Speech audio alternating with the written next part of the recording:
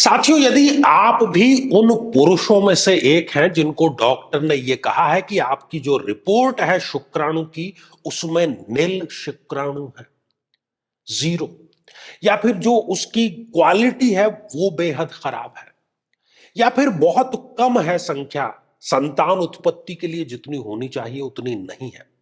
दवाइयां भी हो सकता है आप ले रहे हो सकता है फर्क पड़ रहा है, नहीं पड़ रहा है, लेकिन यदि जन्म पत्रिकागत समस्या है तो उसका समाधान जन्म पत्रिका से ही होगा। ये प्रूवन हो चुका है मेडिकल एस्ट्रोलॉजी में, और यहां पर हम उसी पर रिसर्च कर रहे हैं।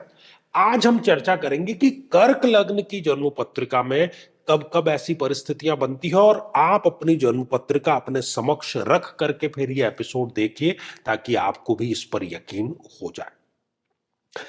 तो मेरे बहुत ही प्रिय और बेहद सम्मानित साथियों, हृदय की असीम गहराइयों से अभिनंदन, बहुत बहुत हार्दिक स्वागत।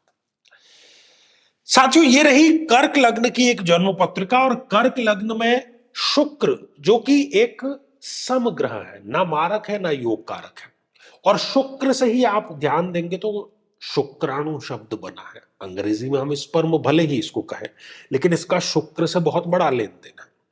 तो शुक्र की परिस्थितियां यहां पर जो है वो देखते हैं हम। यदि शुक्रदेव इस छठे भाव में रोग के भाव में विराजमान हो जाए तो वो न केवल स्पर्म की क्वालिटी, उसकी संख्या सब कम करते हैं, बल्कि किडनी से संबंधित कोई ना कोई समस्या भी इनको, या मूत्र संस्थान से कोई ना कोई संबंधित समस्या इनको अवश्य आ जाती है।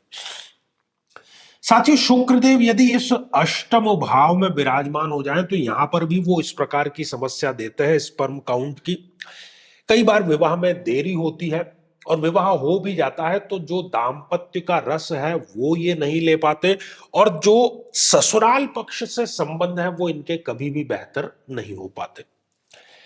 साथियों, यदि शुक्रदेव इस द्वादश भाव में विराजमान हो जाए तब भी वो इस प्रकार की समस्या इस जातक को अवश्य दे देते हैं।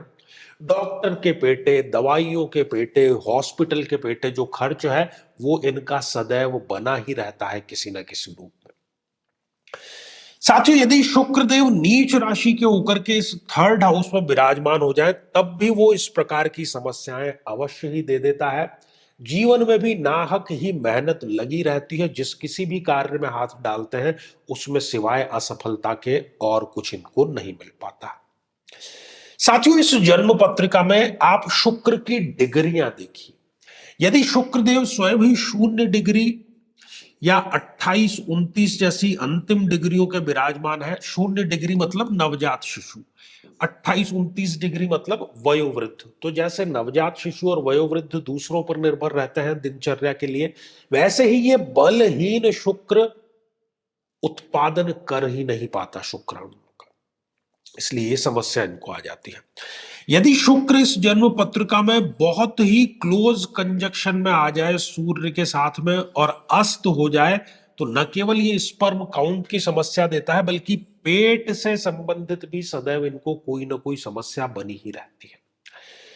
यदि शुक्र और बुध दोनों एक साथ में विराजमान हैं तब भी वो इस प्रकार की समस्या देगा, और हार्मोनल डिसबैलेंस भी इनको वो अवश्य ही दे देगा, शारीरिक कमजोरी भी अवश्य ही दे देगा। साथियों, इस जन्म पत्रिका में यदि शुक्र और शनि की युति है, क्योंकि शनि एक अति मारक ग्रह है इस जन्म पत्रिका में, तो शरीर में जो भी समस्या होगी वो लंबी चलेगी, क्योंकि शनि क्या है, शनः शनः चले वही है शनिश्चय, लंबी ये खींचने का कार्य करता है। तो साथियों, मैं समझता हूं कि आपको कारण समझ में आ गया होगा। अब हम बात करते हैं निवारण की।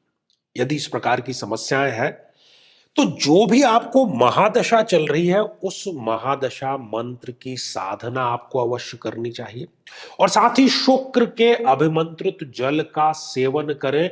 कुछ ही हफ्तों में यह समस्या आपकी जड़ मूल से समाप्त हो जाएगी, ये मेरा दावा रहा।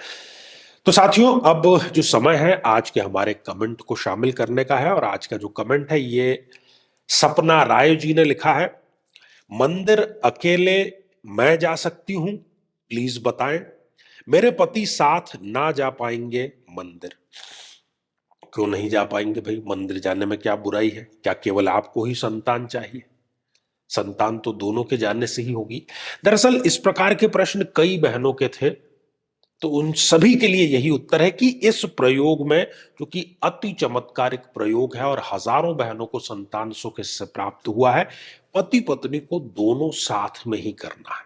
ठीक है साथियों, यदि आप भी चाहते हैं कि आपकी कुंडली का सूक्ष्म विश्लेषण हो, समस्या का समाधान हो, तो आगामी समय में मैं स्वयं इन शहरों में उपस्थित रहूंगा। आप समय लेकर के मिल सकते हैं या फिर टेलीफोनिक या वीडियो कॉल के माध्यम से भी आप जुड़ सकते हैं। और यदि आप चाहते हैं कि आपके किसी एक प्रश्न का निःशुल्क मार्गदर्शन किया जाए, जो कि हमारे आचार्य चंद्रकांत चैनल पर प्रति शनिवार दोपहर 3 बजे हम लेकर के आते हैं, तो उसमें शामिल होने के लिए आप हमारे इसी वीडियो को हाइप कीजिए और इसका जो स्क्रीनशॉट है वो दिए गए व्हाट्सएप नंबर पर भेज दीजिए।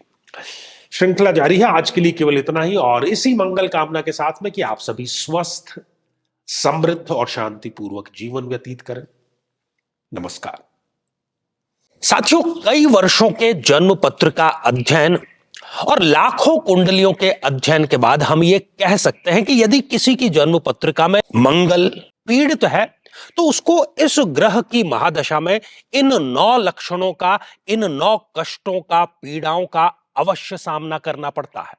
शत्रु बाधा, अपने ही भाइयों से पीड़ा, साहस की कमी, बार बार दुर्घटनाएं होना, व्यक्ति का अत्यधिक क्रोधित होना, रक्त अर्थात ब्लड में किसी न किसी प्रकार का विकार होना, किसी बीमारी में ऑपरेशन तक की नौबत आ जाना, या किसी बीमारी का बढ़ करके कैंसर का रूप धारण कर लेना, और बड़ी चीज कि शादी योग्य उम्र होते हुए भी व्यक्ति का विवाह ठीक समय पर संपन्न नहीं हो पाता।